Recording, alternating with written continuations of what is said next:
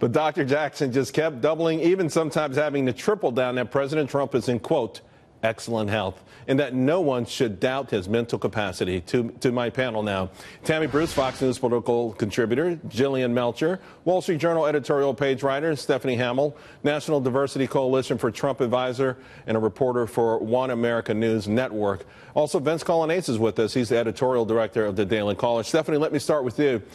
They threw everything but the kitchen sink at the rear admiral, at the one-star admiral, and I got to tell you, they seem so dejected that apparently President Trump is in amazing physical condition, but also he has all of his mental faculties. Yeah, I mean, it's amazing what we saw today. It's actually absurd what these reporters were asking. They would have never asked President 44 about these questions. What we learned from this is that President Trump is in excellent health. We know that he needs to lose a few pounds. That's what his doctor says. They're going to work on that in the next year. They want him to lose between 10 and 15 pounds. President Trump says he's up for it. He wants to do it more through diet than exercise. But for them to just hammer on his mental health, they're the ones who need a mental health exam. You know, I got to tell you, Vince, I think after that press conference, a few of them either went to get a mental health exam or knocked a few back. This was not what they were hoping for.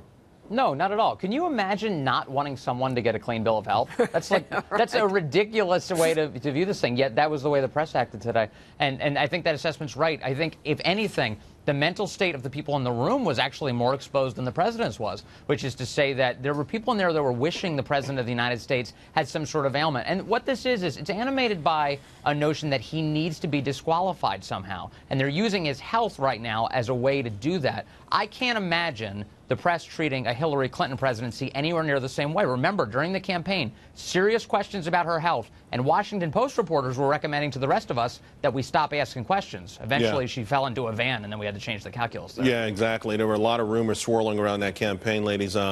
But, you know, again, it's one thing, okay, we see President Trump with the Diet Cokes and the McDonald's all the time, so it's a given. Maybe you thought he had high cholesterol or whatever, but they didn't. The main focus, though, Tammy and Jillian, was the fact that they wanted to hear that perhaps there was something wrong, that we've seen signals, the slurred speech or something that proves maybe he's mentally incapacitated. Well, they're desperate for confirmation bias in some fashion. They thought they'd hear a nugget that they could expand on, and they didn't. In fact, one of the reporters did ask us, how can you be eating McDonald's and Kentucky Fried Chicken and be okay? And the doctor said, it's genetics. So even the president's genetics are politically incorrect, effectively, is what we found.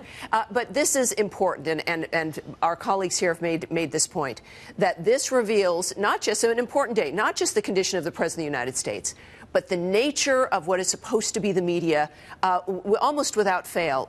All of them were desperate to find something other than the truth. They wanted to find something in a Michael Wolff style, that's something that might ring true, then as a result it is true. But this doctor, who's been the doctor since before Obama, and as we've discussed earlier, Sarah Sanders making it clear that that was his past, that you can't say that this is about political bias. So good news for the president, good news for America, bad news for the legacy media. So I got one headline from the Daily Mail USA, Jillian. Trump is officially overweight with BMI index 29.9, takes daily anti-baldness pills, and needs to change his diet. So they found whatever the negatives were elevated to the headline. They did. I mean, I think what this showed is not a lot of surprises. We're talking about a guy who doesn't drink, who doesn't use tobacco products, who eats a lot of junk food. I don't think that these findings are particularly surprising. And on the mental health thing, I will say, I think this is part of the left's tendency to pathologize behavior that they don't like.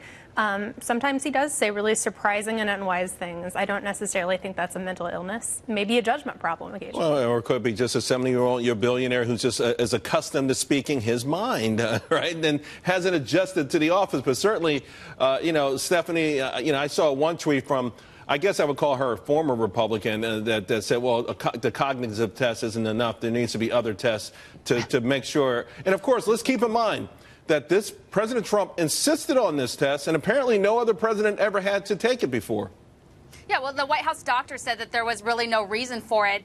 Trump volunteered for that portion of the test.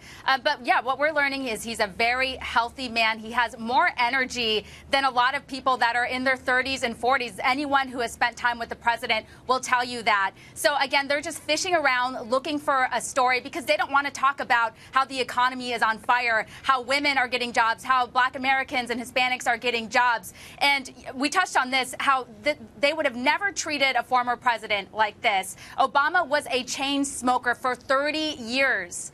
Could you imagine the effects that had on his body? And he was caught several times smoking at the White House during his tenure. Right, real quick. Well, and also Bill Clinton's health is an example. Ends the presidency with needing a triple bypass. No one ever asked about the nature of his health in that position.